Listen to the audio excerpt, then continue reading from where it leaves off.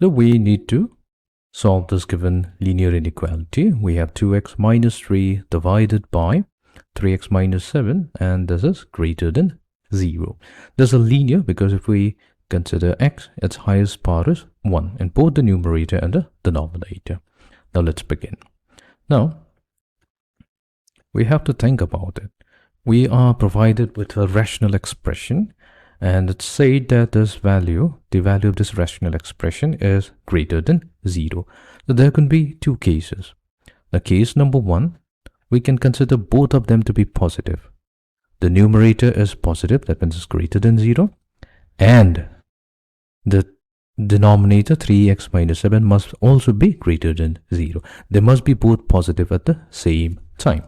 And we can have another case in which both of them are negative, where 2x minus 3 is less than 0 and 3x minus 7, that's also less than 0. So both of them have to be negative simultaneously. Only then we can say that this rational expression is going to be greater than 0. Now let's try to solve case number 1. So here we have 2x is greater than 3, or x is greater than 3 over 2. What we have done, we have divided both sides with positive 2. So 2 being a positive number, the sign of the inequality is not going to change. And we have 3x greater than 7, or x is greater than 7 over 3. So both of them have to be true. Now let's try to find a common solution between x greater than 3 over 2 and x greater than 7 over 3. All we have to do is consider a number line. On the number line, we'll take the number 0, we'll consider the number 3 over 2, and the number 7 over 3. So 7 over 3 is greater than 3 over 2, so that's why we have mentioned it. We have written it to the right of 3 over 2. Now, let's look at the solution. So here we have x greater than 3 over 2. So that means we have a value of x which is greater than 3 over 2. That means it's going to take all the values of x which is to the right of 3 over 2. And we also have that x is greater than 7 over 3. So that means we'll consider all the values of x which is greater than 7 over 3. Now, we'll have to think about it. What is that one value of x which satisfies both the condition? So this is going to be this particular common value. So that means if we look at this common value, that means all values of x that lies to the right of 7 over 3, so that is going to satisfy both the condition. That means it's also greater than 3 over 2 and it is also greater than 7 over 3. I will say that x is going to be greater than 7 over 3. So this is what we have obtained from case number 1. Now let's look at case number 2.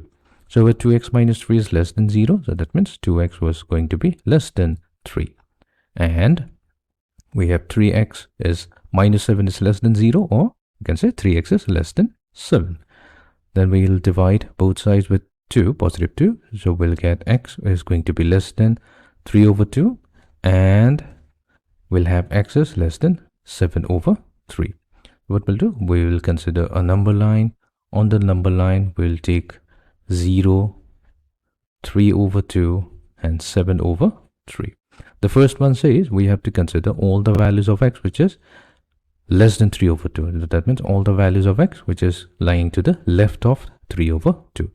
And we also have to consider all the values of x which lies to the left of 7 over 3. That means which are less than 7 over 3. Now we have to think of one particular value of x which satisfies both these two conditions, and this is going to be this common region. So this is the region which is also referred to as x is going to be less than 3 over 2. So if we take any values of x less than 3 over 2, then we satisfy case number 2. Now these are the two solutions. So we have found out the solution. Now we'll have to write it in a combined form. So that means we will consider all the values of x which is less than 3 over 2, or we'll have to consider all the values of x which is greater than 7 over 3.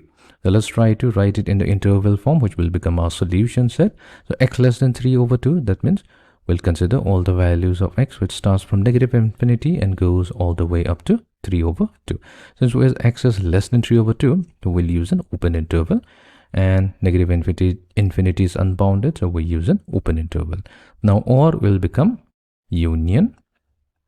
Then x is greater than 7/3. That means we'll start from 7/3 and go all the way up to positive infinity. And this is going to be an open interval because 7/3 is not included and infinity is unbounded. So this is the solution.